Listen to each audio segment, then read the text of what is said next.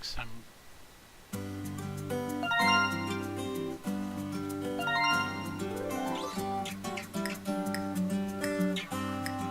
You want classic mode? Yeah. Come on.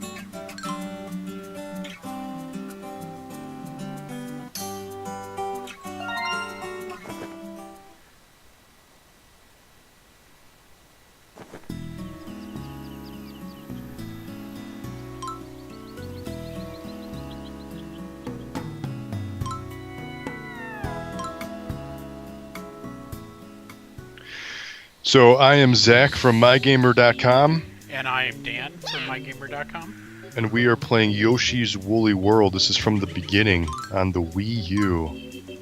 Oh. Yeah, I reviewed this game, months ago, and it's awesome. I really like this game. Very well made. I mean, this is by far, hands down, the best Yoshi game since Yoshi's Island on Super Nintendo. No doubt about it. It might even be better. I think it might even be better than Yoshi's Island on Super Nintendo. So, some of the complaints on it were that it is super easy until like later in the game, and like when you finally after a while get the challenge that you want, and then at the end of the game it's like super difficult. I don't agree with that. I think the pacing in this game is pretty much near perfect. I mean, there's the thing with even Yoshi's Island and Yoshi's Woolly World here. It's not that necessarily the levels are really challenging. Like you can beat them. You're gonna take a few hits. You'll die a few times, sure, but you'll get past it. The challenge, however, comes from collecting everything, because there's so many things to collect in each and every level. So just like the Super Nintendo version, you have to beat the game or beat the level with basically not taking any hits, having a full 20 out of 20 like timer. You have to get the 5 flowers. There's also 5 right here. So you got 20 stamps in each level. You got 20 stars. There's so many things to collect in each level. To get the perfection, that is where the challenge comes. That is genuinely challenging because you have to beat a level flawlessly. You can't take any hits. So there's some bosses that are, pretty tough to beat flawlessly. So that's really where the challenge comes from, is finding these secret things. Like if you go back and go left, and then you got to lick lick the little shoelace string that's kind of popping out there at the bottom. So go on the green. There you go. And so then you get the gems too, and then you can use gems like currency to buy power-ups that you can use at the beginning, that you would designate at the beginning of each stage. So for example, there's you could buy a badge that allows you can jump on it, that allows you to like walk on fire, which might be good for obviously like a lava level. You could eat that box, lick it, there you go, and see so there you go. So yeah, so there's all these hidden things, so that each level, there's so many times where I played a level where I thought I played the level flawlessly, finding everything, and I didn't. So you just found an invisible stamp right there. There's a lot of invisible things that you kind of have to keep your eye out for. You can kind of tell that the developers put something there, so it's worthwhile to check it out, but you really have to explore literally every nook and cranny to find things. And the developers did a great, just the level design is, Yoshi's Woolly World has some of the best level design in any platformer I think ever made. I mean, it does a really good job. Like I said, the pacing is near perfect. There's there's the co-op mode. So there's the hearts that you can collect that you have to beat. If you beat it with 20 out of 20 hearts, then you get more bonus stuff. And then each level there's 5 yarn, not yarn balls, but yarn clumps of yarn to find. And if you find all of them, you unlock a new Yoshi skin. So it's kind of worthwhile to find them, because you can kind of get these stupid Yoshi skins that are collectible. So there's incentive to collecting everything, not just kind of like increasing your score. There's a definite bonus. If you go down on that platform, you push that wall next to the red platform, you can like push it in. And then there you go, and that's how you get that. So there's like the yellow yarn, so if you get those 5 things right there, so you got the first 2. If you get all 5, then you unlock a new Yoshi color. Seems like you played the shit fuck out of this game. Yeah, well, I beat it. I didn't get everything because, again, some of these levels are pretty tough. I scanned in all my amiibos. I just really like maybe like next level, if you just take a really close look at the level design at a fine-tooth comb, you'll see that the developers did just an awesome job with the level design to teach the player a new mechanic. There's almost every level has something new to teach the player. Like there's a new gimmick, later, like a level later on, you'll encounter like clouds, right? But when you jump on a cloud, it kind of like goes away. It kind of like floats away. But you need to like learn that, So like the game like teaches you that right at the beginning of the stage in a non-threatening way. Like you're not going to die from it, but you understand it right away. It's just really, really thoughtful level design. It's kind of funny because the speedrunning community supposedly was about to start routing this when it first came out, and then like that ended. What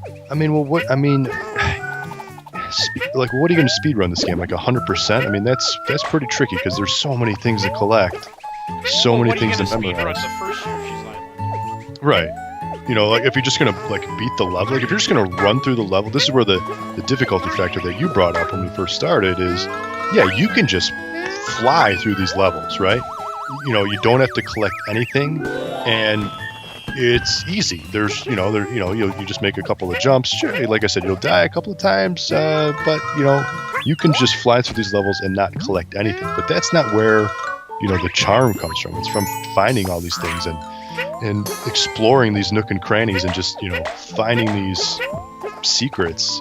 That's where I think the fun factor comes in. So, see, there you go. So you just, there's a circle there. Obviously, like, hey, something's kind of there. So the developers teach you these tricks early on that you'll use later on. There's some levels too that are pretty fucking big that it's almost like a mini, like a Metroid. You're kind of going back and forth. You're going through pipes, and to get everything is you got to go back and forth. Okay, you hit a switch over here that activated something over here now.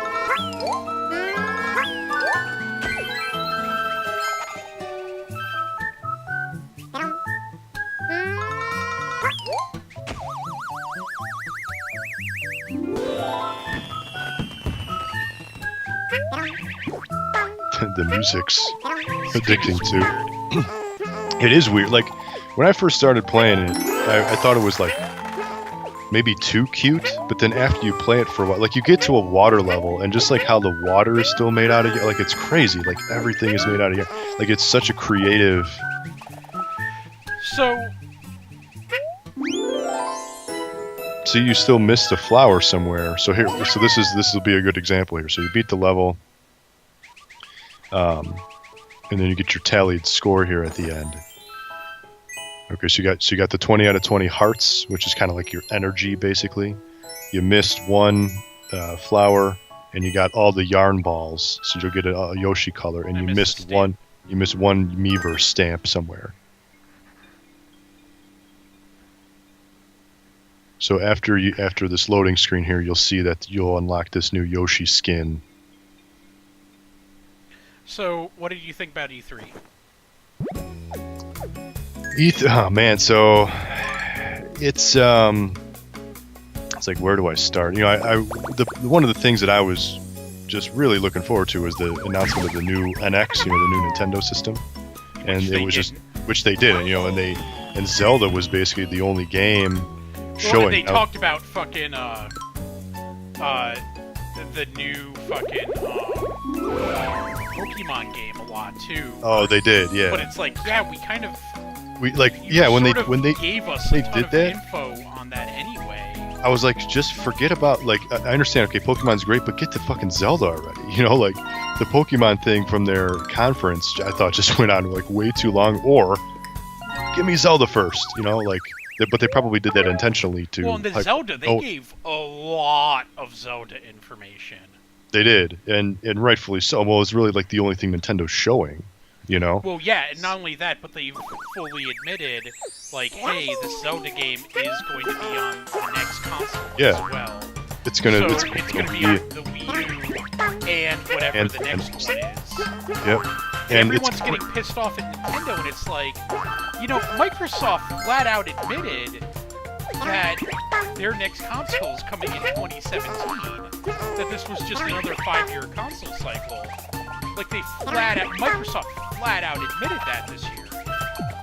Well, they got all these other, you know, 4K consoles and stuff. Well, that's Microsoft straight up said, like, you know, this was a 5-year console cycle. You know, we're going to release the slimline model, but like after that we're done with the Xbox One, and it's like, well, you know, here's the thing, you know, that is kind of a mistake because even the PS3 found its fucking feet after a decade of being out. Yeah, but that's like, where you get the best games, sure. The Xbox One never found its legs. It's curious because they're saying Zelda, they pushed Zelda back. So originally they were saying 2016, and then they're like, no, it's actually going to come out in about March 2017, but it is going to come out on the NX as well. So it's either is the NX going to launch in March, or are they just saying when the NX does come out, whether it's later next year, it'll just launch with that? I would assume that it would probably be a launch title. I would assume as well, but there's that shadow of the doubt that might not be the case.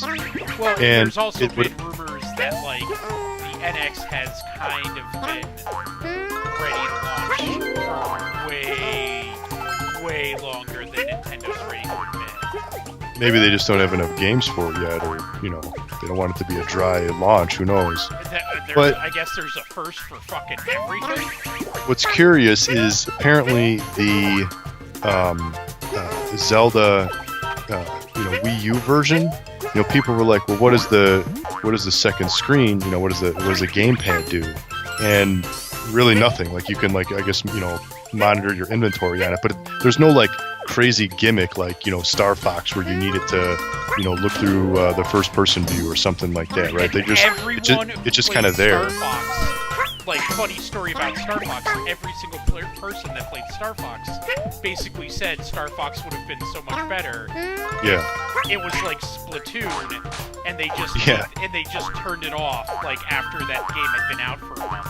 Yeah, and so what's curious is, so, you know, will the NX just be a console and not have like a motion sensor gimmick, a screen gimmick, you know, because how hard or maybe how easy is probably the better question.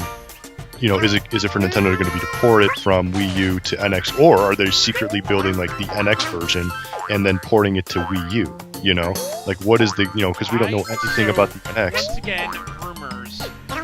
One of the rumors I heard was that the NX is going to be basically a handheld. Yeah, or like a handheld where you can, it's a console and a handheld. It'll take, you know, cartridges. They're thinking of going back to cartridges. God. So there's so many, I mean, they're all rumors at this point. There's absolutely zero information. And it's all speculation and hearsay at this point. So it's going to be just interesting to see. So that was my whole thing with E3. I was glad that, you know, there was, like, on the Sony side, we got like a playable Last Guardian, you know, demo. Yeah, God of War's returning, which is really weird. Yeah, just that it's there, you know, which is just crazy.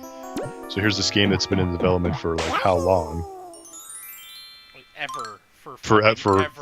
It was actually when we went to our last E3 that we went to in 2010, because they announced it in 2009, and they didn't show it in 2010, because I remember people were like, where's The Last Guardian at? And I was like, oh yeah, you're right, where's The Last Guardian? That's when it... Because that was supposed to be a PS3 title. Exactly. It was so long ago, and so, man, that was like 2009, here's 2016. You know, that is a long, troubled development cycle, but I guess the end of the day, it exists. It is coming out. It's real. They showed a new trailer as well as the new demo and everything. Well, so that's I'm excited for that. Like, they fired the guy who basically came up with that entire fucking series because it took so fucking long. Yeah, I forget the story, but there was obviously trouble with the development. You know, there was all sorts of stuff going on. But yeah, I'm glad it's there. It was interesting to see the return of God of War, I thought, which is especially like, you know, this Kratos guy who's kind of sort of not Kratos, is like a family man, and you know, I just thought it was kind of weird and not what I was expecting, but I'm just, you know, glad to see that return. Yeah, it's like Kratos' kid. But yeah, he's like, and he's being a genuine father, like he's trying to teach his kid, you know, some stuff. And but like at the end of 3, he like gets his family back though, so that would make sense. It's you know, but you know, I'm glad that's back. So that's how 3 ended. So I guess it makes sense. Sony showed nothing with the Vita, right? You didn't hear anything about Vita. The Vita's dead. The Vita's for all dead. intents and purposes is dead. That's what I wrote in my kind of like news summary. Yeah. You know, there's nothing going on with Vita. Which sucks because I actually really like my Vita. Like I actually like every now and then there like something comes out for my Vita that I really enjoy playing. That's where you're gonna get the crazy games. And Sony has just kind of abandoned it. Yep. I think it'll be very telling if they do another handheld console after this. Yeah, they might want to see what Nintendo's up to with the NX. Is it going to be a handheld? Is it not? You know, cell phones are out there all over the place. Well, you know, make a dedicated handheld. One of the interesting things about the Vita, though, is you know Sony fucking killed the Vita. You know, like they're saying like, you know, okay, we're not doing anything. All support for the Vita is done. But even more interesting, they basically killed the PSP on their own. Yeah. Like there were still people who wanted to develop shit for the PSP, and they had to, like, for all intents and purposes, say no. You're done. We're done supporting this. No one else is doing it. You know, this is over. And yeah, it was just really that was really fucking weird because they felt that it was impacting sales of the Vita and you know yeah, right. I agree. And when they did, it was just like, well, you know, guys, no one's actually buying the Vita, like, anyway. So yeah, you know, I liked my PSP. I like my Vita. Yeah. What else? Did you see the Resident Evil? I did not. There was a Resident Evil trailer, and it looks a lot like a Silent Hill. They're trying to go back to it being scary. Yeah, that's never gonna happen. So we'll see how that goes. I thought that was pretty interesting. That was kind of unexpected. Xbox Live is getting a bunch of new features. Like it's supposed to be easier to find friends and stuff. You know, there's like different like rooms or groups or something they called it. They announced Halo Wars 2, which is something that I wasn't really announced expecting. that they're for there's no more exclusives. Everything that comes out on the Xbox is also coming to PC forever forward. So literally, it's like, okay, you've literally just admitted there's no reason for me to ever own an Xbox ever again. Yeah. Because, I mean, first and foremost, let's be honest here. Why did I ever get this job? I got this job because I was a PC gamer, and when you first hired me, that's what we needed. Yeah. And so, you know, first and foremost, I am a PC gamer, and it doesn't matter.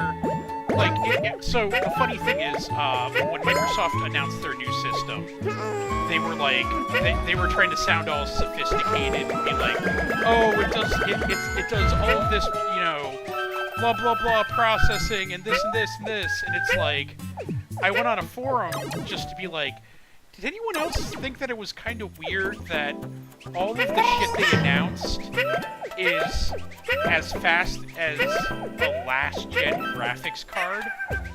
It's not even a current-gen graphics card that, like, just came out. That's a last-gen graphics card. And it's a last-gen it's like a year-old graphics card. And this isn't coming out until next fucking year. And they're trying to, you know, they want that graphics, you know, they want everything to last 5+ years. Yeah, and it's like, they got a 5 life cycle. Yeah, so you're literally telling me this is already dated from the moment that you've announced it. Like, to me, like, the thing that I am putting in my computer right now, the new graphics card, is literally already better. And well, the thing that you got to remember about they have to hit a certain price point to appeal to a wider audience. At the same time, bundling it with the controller, which also costs money. So there's a huge price factor when it comes to making a console. There's no way a console is ever going to be as powerful as a PC, because you're going to lay it out. You can lay it out $1-2 grand easy on a PC, no problem. You start adding monitors in there, you know, nice keyboard, mouse, things like that. Obviously, that's going to add up. And there's just no way the console market can compete with something like that. That's why if you game on PC, except that you know, I would disagree, because they can also fucking mass produce that shit. Like, oh sure. You know, you can argue that as much as you want, but like, they're not putting in an SSD. They're not putting in, you know, a state-of-the-art, you know, they don't have to worry about an operating system. They don't have to worry about, you know, any of the nuanced bullshit that you have to do with a PC. And, like, the graphics card, you know, when I buy a graphics card, I have to worry about buying a graphics card. I can tell you straight from experience that you get deals with hardware and software when you buy more than one of them. Like, if you actually go and buy 50 of something, most people are happy to cut you a deal. Oh, sure. So, I'm imagining if you go to ATI and you say, hey, I'd like to buy 1 million of your graphics cards. It's gonna be substantially cheaper than I can get it. It is, but I mean, I'm still thinking it's gonna be still a lot of money. I mean, it's gonna be a big price deal. Also, you have to remember that Nintendo is the only console that has ever been sold for profit. Everyone else sells their game systems for loss. Right. So if they're selling still this cost for a lot. $600, it's probably costing them $1,000, which is even more fucking confusing, because a $1,000 console system or PC system performs better. So even right there, it's just like, what the fuck are you guys doing? Did you? What do you think about the Final Fantasy 15 demo? I haven't even trailer. played it. I don't care. Yeah, it's people. They said that the demo was pretty cool, but then they're also porting Final Fantasy 15 to VR, and apparently the VR was not good. The VR demo was not good. It is. I read. So, speaking as someone who is actually excited about VR, it's like motion control. Like, I thought motion control was really neat when a game was designed for motion control. But when you started getting games that really shouldn't have motion, that it was like shoehorned in there. Yeah. It's like, hey guys, fuck you. Like, I don't want motion. I don't want fucking VR in Final Fantasy. Yeah, I don't know. I mean, I think it's just kind of like the thing to do. No, that's exactly what it is. So, I mean, we'll see how all that VR. I mean, there's a lot of VR presence at E3, but we'll see how that shakes down. Poorly, I'm gonna say. You know, I was surprised that Nintendo came out and they said, "Oh, you know, we're showing off Zelda. We don't really have a whole lot of other games going on that we're going to show off. But in the meantime, we are going to be launching the next wave of the Mario Party amiibos. And there's going to be Zelda amiibos for the new Zelda game, which is great, fine, spectacular. However, I was thinking that Nintendo was going to announce the Cloud, Bayonetta, and Corrin DLC amiibos, you know, give them a date, but that was surprisingly absent. They did not, you know, the final Smash DLC characters, but maybe they're just focusing on the Mario Party to give them the spotlight, because they're scheduled to release in November, you know, the holiday season. So I just thought that was a little curious. I love amiibos. Like, you know as well as pretty much anyone. Yeah, we've been collecting the shit out of them. Yeah, and I definitely, at some point, like, I think it was like when everything except for like the really more recent, more obscure Fire Emblem ones kind of like started to be able, like they started coming out. I kind of just lost interest and was just like, I think I still don't have a DVD. Oh, really? Yeah. Well, you can get the new Kirby amiibos, which I also bought that game, and I only had time to play like the first 4 levels. That's actually, I'm kind of liking that game from what I played already. I bought Kirby. My wife got me Kirby Triple Deluxe for Oh Christmas. yeah. That game is like pure joy. It is, yeah. That's what Triple Deluxe, as well as Yoshi Woolly World here, is just great games. And I just started playing. I played Triple Deluxe, I beat it, and then now I'm playing Robobot. And again, I only played the first like 3-4 levels, but I was already loving it a lot. Oh, dude, so, Triple Deluxe, I fucking went through and got all of the whatever the fuck it is, like the star things. You can get like keychains and stuff. Well, not the keychains, because there's like 1,000 billion. There's like of them. yeah. But the like, you know, the star things that you have to unlock levels for. Yeah. I went through and got every single one of those. And what was also cool about Triple Deluxe is even like the stupid mini games. One of them was the Kirby Fighters, which is kind of like a mini version of like Smash Brothers, like not as detailed, which was actually like not bad, which was actually pretty fun. Yeah, no, that game was crazy. Like, I was actually really pleasantly surprised, actually amazed with it. Yeah. But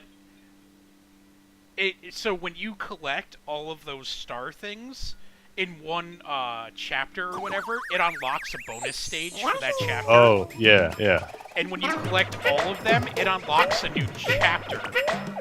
That's what Yoshi Woolly World here. If you get all those flowers in one world, you unlock one level, and that one level is hard as shit. It's like that's, you want a challenging level? That's where your challenging level is from. You can ground pound it with those guys, yeah.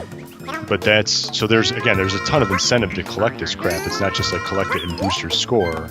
Collect it and unlock things, which is, it's something that if you really think about it, you don't see a whole lot today, because why just unlock it when you can, pay DLC for it, So it's great to see that Nintendo kind of kept that old school vibe, and I think it just really paid off because I really like this game. I like Triple Deluxe, and I'm really I want to play. I can't. I just finding the time to play Robobot, Kirby Robo Planet Bot, whatever the hell it's called. Yeah, I was actually thinking about picking that up because I like Triple Deluxe so much.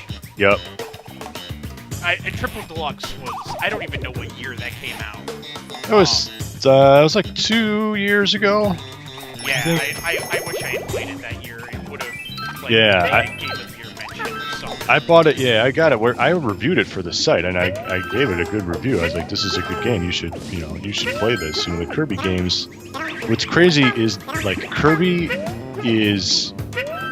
whatever, it's like Mario, like whatever Nintendo needs, they can either put Mario or Kirby in those shoes and it'll work. Like if you think of all the crazy Kirby games like Air Ride, Block Ball, Tilt and Tumble, like the list goes Star Stacker, the list goes on and on of all these crazy Kirby games that is not your typical platform. Yeah, you got the like the originals on like the 2 Game Boy games, the original on NES, which came out at the end of the life cycle and everything, but those are platformers, but like Kirby is not. You think of Kirby and it's like, yeah, he's got the platformer, abilities, and he absorbs power, and it's fun and cool and everything. But at the same time, he does whatever Nintendo needs him to do. He could fill those shoes. So Kirby, there's so many Kirby games, and they're all, there's not really like. I would go far as say like a bad Kirby game. Some are definitely better than others, but it's usually Air Ride is not a good game. Usually of higher quality. You know what? And I would argue I actually kind of like Air Ride. Air Ride is like, the more you play it, like you start to understand it and you start to get it. And it's just, I think Air Ride is actually not bad. I kind of like Air Ride. But again, there's definitely games that are better than others. So yeah, that's my next game on my radar is the new Kirby game. I want to knock that out. The new the Wii U game, the dancing game that's like Atlas and FE. It's not very good. It comes out on Friday. It is not very good. It bombed. Oh, Tokyo. I'm sorry, Tokyo Mirage Sessions FE. Yeah, it just fucking bombed in Japan. Did it really? Yeah, it did not do well.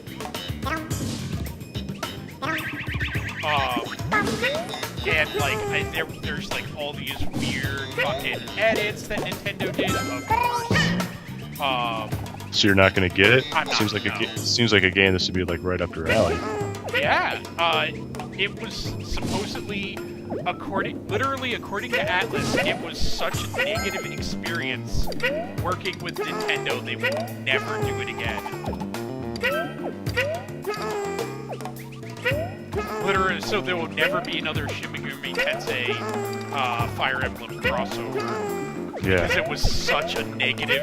They said it was such a, from Atlas directly. They said it was such a negative experience that they will never do it again. Where was that? Like on forums or something? No, they like, as far as I know, they directly fucking said that. And it might have been like them just referring to like Nintendo of America. Because Nintendo of America fucking, like their localization team is just a fucking asshole. I mean, we'll see how it goes. It comes out on Friday. I mean, it's really kind of what else is coming out on Wii U? Not a whole lot. Well, I mean, yeah, it doesn't mean I have to buy it though. Yeah, oh, I know, yeah. And it'll be curious to see if that game drops in price at all. I mean, I didn't buy the last fucking Fire Emblem game because of fucking Nintendo's localization issues. Oh, that's right. Yeah, you had a problem with that. I remember talking to you about it. Well, I mean, if you remember correctly, they tried to there was like all this shit that they like, instead of like deciding to localize an entire thing about being an assassin, this entire dialogue about it, they just replaced everyone's speech bubbles with ... That's it. And the original conversation was literally about like how hard, like life killing someone, like what life is like when you have to murder someone. Oh, you got the new Digimon game, Yeah, Cyber Sleuth. Yeah. How? And you said it's good? Oh, it's really fun. Really? Amazon's got it on sale for under 27. Yeah. It's under 20. Yeah. I was like, there's a new Digimon game. Yep.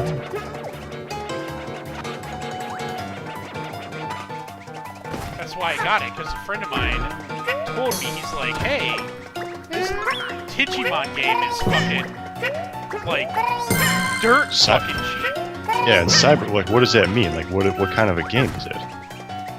Like a Pokemon? It's an RPG. Do you collect, like, all, like, you gotta collect them all, or is it, you know... Look, I mean, what is fucking any of those fucking games? Yeah, yes, you collect them all. You can collect them all if you want to. You could probably play through the game with just one guy if you wanted to.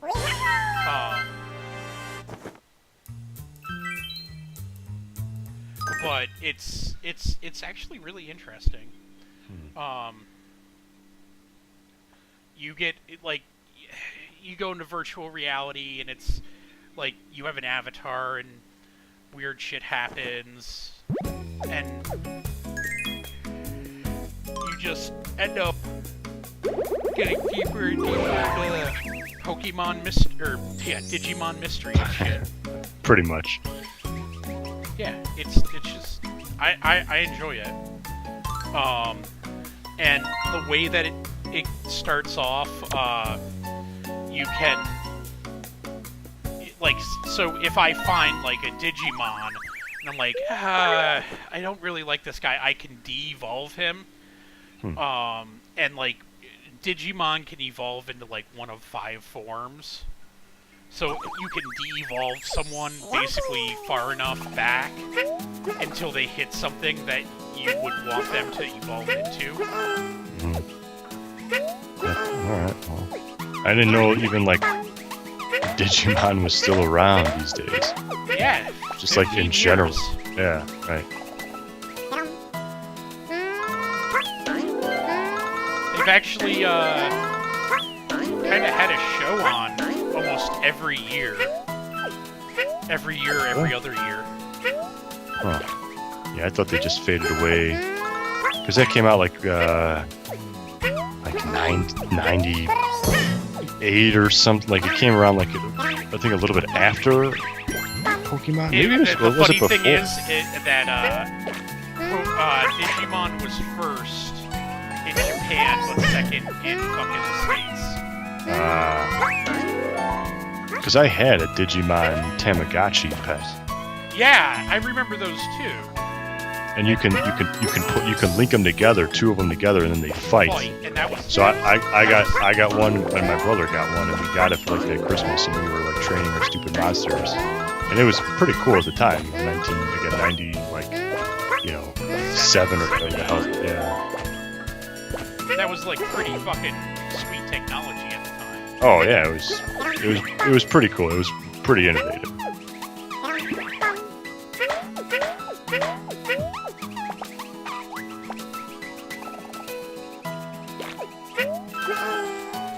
It's kind of funny that they decided to use all of the colors in this game.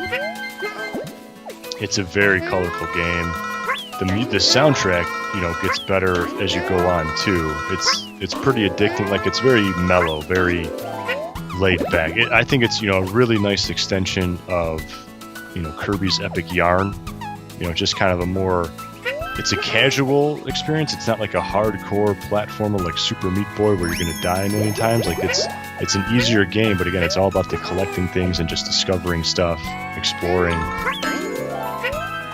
You know, the sad thing is, I kind of wish I like didn't drugs when I'm playing that. That's like one of my reactions to this. Like, man. It's just it's such a colorful game. I mean, that's why Nintendo does this. Like, this is a game where, you know what, you're going to be able to play this 10, 20 years from now, and it'll still hold up. Like early PS1 games, early like 3D games, like do not hold up because they look like wet garbage. But this, like a colorful game that's not trying to go like the super realistic route. It's just trying to look like yarn. It's just trying to look different and cool, and that's what people like Wind Waker and stuff. Like you go back and play Wind Waker, it still holds up today because it's aesthetically pleasing, visually. You mean Legend of Zelda? Yeah, exactly. That's why I think the new Zelda, because with its like watercolors, I think that'll hold up, 20 years from now. Yeah, we'll see. Like again, yeah. Yeah, you mean they're very clearly trying to do they look like Elder Scrolls meets Zelda. Yep, you can tell that the American influence.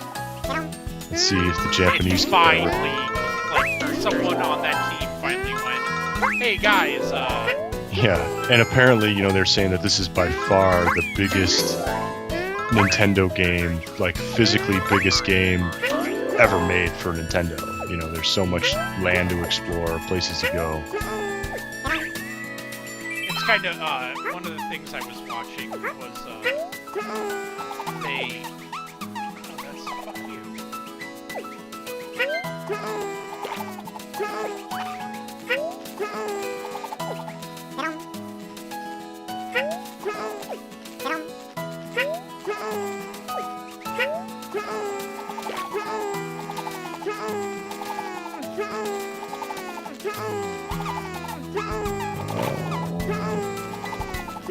There you go. Oh, yeah. The first. So if you get all the, you can push that, by the way. I think push it. No, you can't. Never mind. All the flowers. So the first secret level, if you get all the flowers in this first world here, you unlock a level where you basically have to helicopter hover jump almost the entire level. It's tricky. I mean, now that I think about it, I don't even know if I actually finished that level, or maybe I finished it but I didn't get everything in that level. I can't remember, but because it was so damn hard. The hardness of that extra bonus level reminded me of Donkey Kong Tropical Freeze, where every level is super fucking challenging. That's where you go if you want a challenging game. You play the Donkey Kong Country Return game, Tropical Freeze. That's a challenging platform. I bought Tropical Freeze for when it went down to $20. Yeah. And a friend of mine was like, "Alright, so you gonna play a lot of this game?" And I'm like, "Nah, I literally bought this and I think I'm gonna play it once." And he's like, "What the fuck is wrong with you?" Yeah, no, I bought Tropical Freeze when it first came out for $60. I came home, I played maybe the first world, and I was like, you know what? I'm not doing this to myself again, because I beat Donkey Kong Country Returns, and I got mostly everything in that game, and that was just a punishing fucking game. And Donkey Kong Country Tropical Freeze is the exact same way, if not even harder, because you have all the different Kongs this time around. So I'm like, I'm not doing this, and I traded it in because I was like, you know what? I'm not putting myself. Yeah, but for $20, I'm like, for $20, it's a completely different story. Yes, and I will get drunk sometimes and be like, hey, you know what I want to do tonight? Hate myself. Yes, that's exactly what Tropical Freeze is. I agree. And it's 100%. I will every now and then, I will say to myself, why did I put down Donkey Kong Country Returns on the 3DS? Oh yeah. And I will put it in on my 3DS and go, oh, that's why. Yes, and exactly. then that will be the end of my experience on it. And I do that about every 6 months. Yeah, it is a hard-ass game. This has been Dan Gillman. You can follow me on Twitter, @Gillman. And I write things for MyGamer. And I am Zach. We'll post the stream up shortly later. I am Zach, Zach Gaz on Twitter, ZACKGAZ. Of course, check out mygamer.com. That's where we both are. I posted one giant news summary of E3 if you just kind of want to get a snapshot of really kind of everything you need to know in a very quick bullet point format. I posted that. And we'll start getting back into normal non-E3 news and streaming and stuff going forward here. Last couple of weeks have been crazy because of E3. But, again, check out MyGamer. Thanks for watching the stream. We appreciate it. This has been Yoshi's Woolly World on Wii U. And game on.